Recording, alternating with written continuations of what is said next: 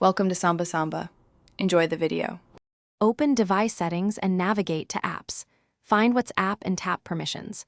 Grant storage and media permissions so the app can access photos and videos. Next, open WhatsApp and go to chat settings. Enable show media in chats so received photos appear in your gallery.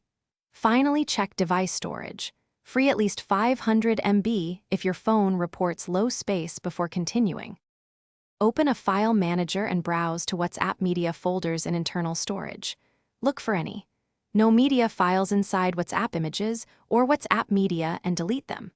After deleting, open settings and clear WhatsApp cache from app info.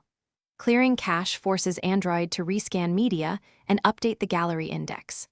Finally, restart the phone so the system rescans storage and displays newly. First, update WhatsApp in the Play Store or App Store to ensure known bugs are fixed. If photos still do not show, create a WhatsApp backup to Google Drive or local storage. Uninstall WhatsApp and reinstall it, then restore your backup to recover missing media files. If you use an SD card, check that it is mounted properly and move media to internal storage if errors persist. Contact WhatsApp support only after trying these recovery steps.